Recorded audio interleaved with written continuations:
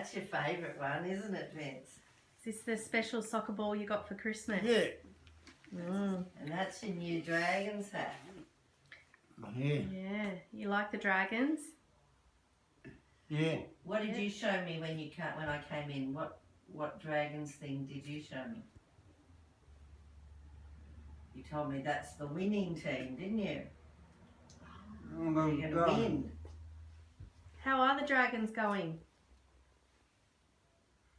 They're going all right? They didn't win this week, did they? Monday. Oh, when they play next Monday, they're going to win. Okay. Yeah, right. We'll say, go Dragons. Yeah. Okay, you're going. You going to watch it on the TV? I do like that hat.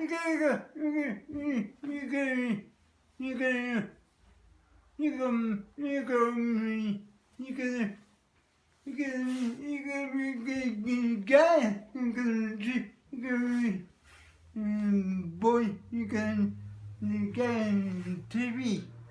Oh, you're going to watch the game on the TV? You won. Oh, you did watch it on the TV and they won. Wow. Did you watch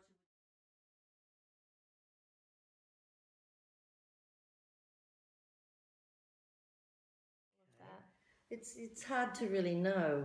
When I think back, Vince probably always dribbled Okay. quite excessively as a little boy. Yeah. And he was slow to milestones. The doctors didn't recognise the disability initially. Okay. My mum, after the seventh child, was saying, the milestones aren't right. But Yep. when he was about 18 months, he fell on a stick and it pierced his throat. Oh. And he got quite ill and a little bit of meningitis infection. And we think from then on the disability was probably more severe. Okay. But there was never any structural issues. He healed all right. Nothing was ever said about it again. Yep. But the dribbling would be worse sometimes than others. Yep. And they also said he had epilepsy. Okay. So we saw a number of seizures, particularly when he was febrile. Yep. And he was placed on a range of medications, the three classics, Dilantin, Epilim and Tegretol. Yep. And they would change them on and off, and according to how they changed them, the dribbling would slow or get worse. Okay. But as a child, he always ate and drank. Food Normally- was his optimum thing. Apart from balls, it was food. Yeah, right. And all types of foods. Anything. In Anything, fact, yeah. we were quite cruel as siblings. We sat him down one day to see how much he could eat. Oh, Joe. And we emptied the cupboards almost because he didn't stop. And we were in trouble from Mum for that. Yeah. But I do remember he would steal food and it was left anywhere. He would climb to the top of the cupboards to find biscuits and things. He would just constantly eat. Yeah, but never choking or coughing or anything No, as a never saw young any person? sign of that. Yeah. It was probably 15 to 20 around the time I noticed some reflux. Okay. Didn't know what it was at the time, but in hindsight would smell bile on his breath sometimes. And it wasn't until he was about 40, I think, and by then I had a bit of experience and knew about nutrition and swallowing checklists, and he would be home and sitting with me, and I'd notice half an hour later he's chomping his food again. I think we've finished ages ago. Yeah. And then sometimes I'd smell the bile. So I did the nutrition and swallowing checklist and got a number of yeses and went, oh, there's a problem here.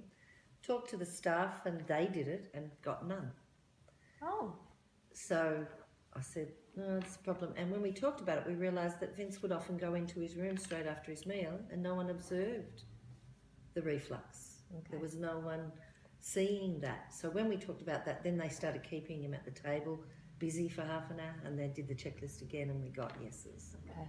So, and then not too long after that, he started to show some, he was hospitalised with what they suggested was aspiration pneumonia. Yeah. But then they would do the x-rays and then they'd say, oh no, it's not enough evidence for that. Then they'd say it could be a cardio infection, an infection to the heart.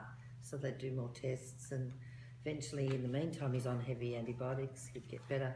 he'd be sent home on possible aspiration pneumonia, possible cardio problems. And after, 4 or 5 readmissions over a 2-year period, each time he'd catch a flu after this, he'd spike a temperature, Yeah. he'd go really wobbly really quickly, non-responsive. Yeah. And one time the staff rang me and said, "Oh, Vince isn't quite right." And I said, "Look, I'll just come in and see how he's going. But if you're unsure, before I get there, call the ambulance." And in the half an hour it took me to get there, he was really severe. He wasn't responding. He was shaking. Yeah. And we got the ambulance, and he really was very severe that time. Yeah. So then the family started to talk about what that would involve. Yeah. So And was it started to around talk to that him. time that you had started to have speech pathology involvement, looking at his food and drink? After the nutrition swallowing checklist got a number of yeses, we had a barium swallow. Yep. And they did a couple of structural things, and they said there's no structural problems that they can see, but yes, they have real concerns because there's pooling when he's swallowing, and it's not going straight down, it's just sitting. But again, no one felt that it was necessary at that stage for him to be nil by mouth or anything. Yeah. But there was talk at that time about thickened foods and thickened fluids. Yeah. I think the second time he was in hospital, that started Yeah, right. So And then then he was on that progressively. modified consistencies That's for right. a period of time. And then progressively he would get sick again, he would go back to hospital, they'd say again possible aspiration pneumonia, and he'd go home on slightly more fit. But he was also able to have, we'd still give him yogurt and, custard and rice blended, stuff like that. So he was still having a completely oral diet, all oral intake. All oral, yes, Yeah. but thickened liquids by then. Yeah. And it only took probably a 2-year period for the amount of hospitalisations and possible aspiration pneumonias. Yeah. And it was very difficult because different doctors would give you different responses. The speeches were always saying, "We don't think you should be eating." Yeah. And then we'd ask Dr. Valiosis. He's a, what is he? Gastroenterologist. Gastroenterologist. And he'd say, "Look, I get it. I'm not sure that we should be going down that pathway. I've never had anyone as active as Vince and as, possibly non-compliant." Yes. Yeah. And when they'd come back and tell us there was the infection is improving, that the temperatures may have related to an infection in the heart, not to the lungs. His x-rays are only showing very mild clouding at the bottom of the lung, not what you would normally see with a level of aspiration pneumonia and the illness that he's got. So it was really difficult because Vince had never seen what a peg was like. It was hard for him to understand when we're saying, "No, you can't have that food anymore. You've got to have this thickened food." And he was so out of character, aggressively acting out, and we were really not sure that he would take any change to his diet either. And I'd say to the doctor, "Well, what do you think? Would you suggest?" "Oh, I can't tell you that." I'd say, "Well, because his spittle had started again, and whenever he's not well, that's worse. It's a real sign that he's not well, that he dribbles more." And so we'd say, "Okay, if we take away any oral feed, what's still the risk of aspiration with his with reflux and with dribbling?" Yeah. And they said it's a very valid concern, and yes, it still could be there. So then the family go, "Well, 1, they're not positive it's the cause. 2, they don't know that going nil by mouth will solve it. Yeah. 3, we don't know if he's going to accept the tube or pull it out. We didn't know." Yeah. And 4, we're trying to make a decision for somebody else. It's not easy, and the doctors couldn't really advise us. Yeah. But the speeches were always fairly consistent. Okay. And I said to one speechy once, "It's hard to know if you're just covering your ass or if you think this is actually what has to happen." Yeah. And she said, "It's a bit of both." Yeah. She said, "I genuinely am concerned of the way it looks when you look at the barium swallow. And I said, yeah, I get that. And she said, but I couldn't possibly tell you to take the risk because professionally I can't. Yeah. You know, and I said, yeah, but I need to think of what's in his best interest as a holistic being.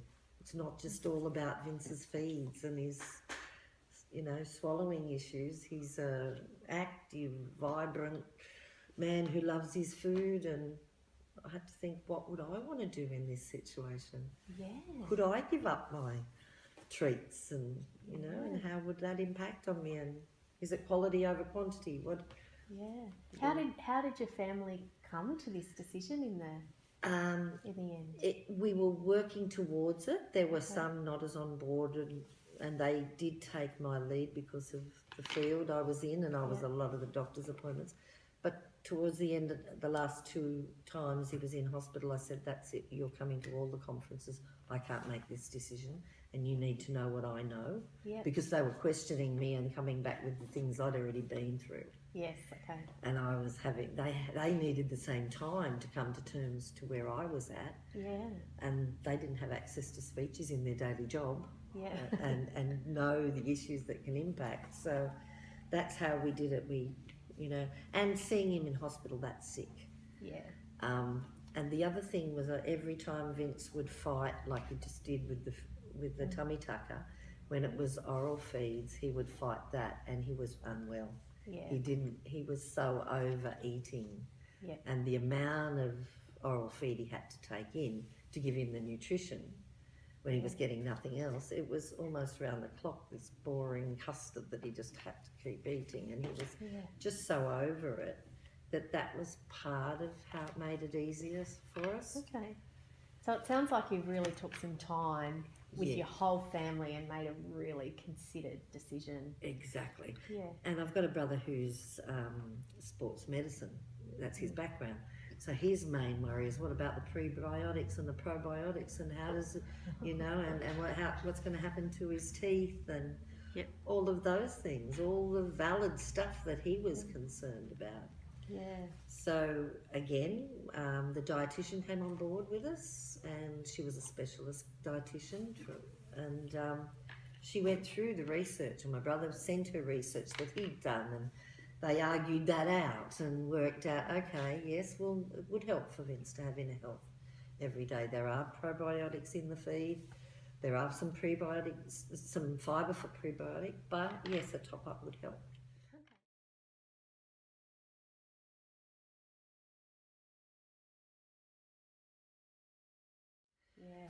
And the thing is, Vince wasn't ready for that either. It wasn't really till each time he'd get sick, I'd talk to him, okay, you know what they're saying, if you don't let us feed you this thickness, eventually you won't be able to have food. You'll have to have a hole in your stomach.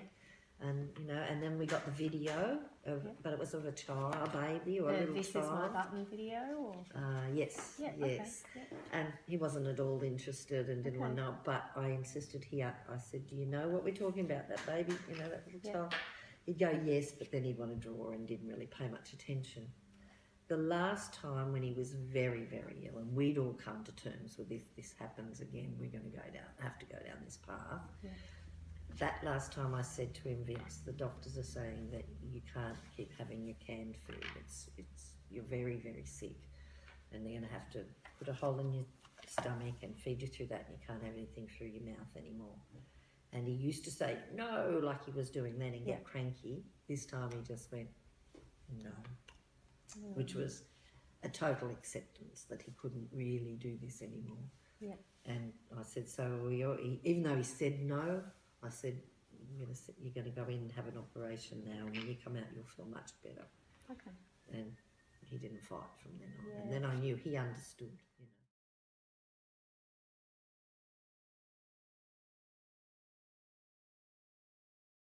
Yes, okay. Are you ready, Vince? Can you show Taryn how? Can I have your belly? No! Okay. Can I just plug this in so I can give you your lunch so you can keep drawing? No! No! How's Taryn going to see your button? No! How about I get you a nice blue pen out of the cupboard? Oh. Do you like drawing with blue pen, Do you want a Vince? blue pen? You get a different page. You want a blue one? Would you like your green book? We do this one first, and I'll get you a blue pen out of the box. Yeah. All right. You gonna sit back for me? No.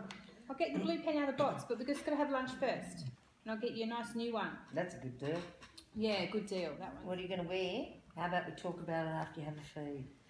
Does he often lift his jacket for you, or do you undo it? We lift it. You lift it. We don't undo it. You're good. I always try and undo it. But do you lift it for Oh. Anna? You're a good There man. we go. All right. You ready? There it is. I can buy. You haven't done the You're bike. going to ask Stephen if you can go on the bike. Yeah. What do you think he'll say? Yes. He'll say yes, will he? Oh, You get my hat. What? My glasses. You wear your hat, your helmet, you mean, and you wear your glasses.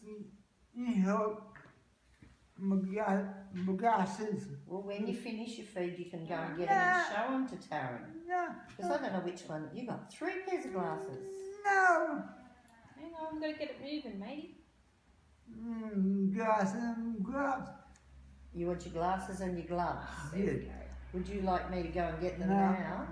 Oh, you want? Well, Taryn's a bit busy. She's taken the video. Vince, I don't want to go through your stuff. Just stay there. Do you Hang want on. me to go and get it? Yeah. Okay. Yes, what? Then this. That's better.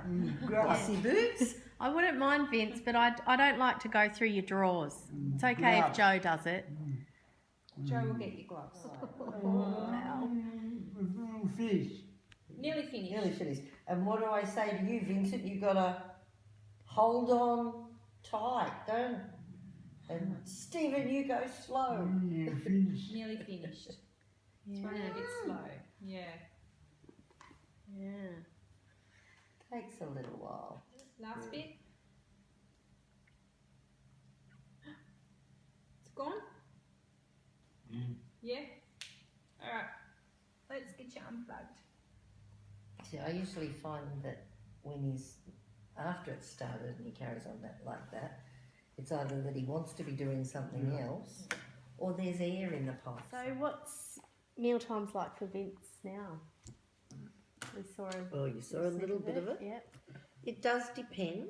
I think it depends. Sometimes when he comes to my place, if it's evening and he's been doing all the things he really likes to do, and he's only got to get up, come on, and then you can sit down and watch footy. Not a problem, he'll do that. Yeah.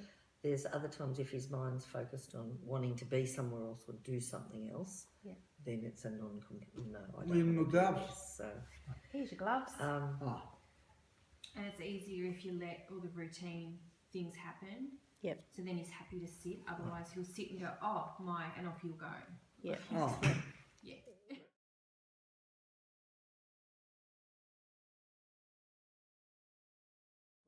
yeah, if a speech pathologist and a team of professionals, they Yeah. need to acknowledge the difficulty of the decision. Yeah. They need to give as much information as possible as to the pros and cons. Yep. Acknowledge it takes time for families to come to terms with this, but also they should make people aware of the risks. You know, genuinely, not Yeah. in order to professionally cover their bum, Yeah. but to actually, give genuine responses to the risks, Yeah. and maybe a range of alternatives. Yeah. That would have helped, because if I wasn't good at asking the questions, I think we would have felt a bit railroaded Yes. initially, and then there would have been some begrudging, because Vince has another couple of bouts of hospitalisation since that, but I can acknowledge he's been health-wise 100% better than he had been for those 2 years before. Yeah. Yeah, but he is more frail. Yeah. He is more wet-chested. His energy fades more quickly. Yep. So there are some side effects of having the peg Yep. that we could have been a bit more aware of Yeah. beforehand. Yep. It was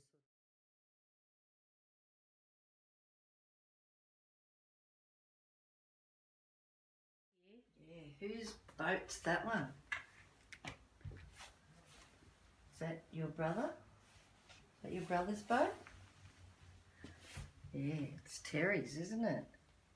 Do you get to go on the boat, Vince? Do. Like Terry, what do? You go behind the boat, don't you? And what do you lay on? Do you lay on your board? Yep. And you get pulled along the back of the boat. Yes. We haven't done it for a while because we're afraid he'll drink too much water. Because he's so busy screaming with thrills, the water splashes up. Take me.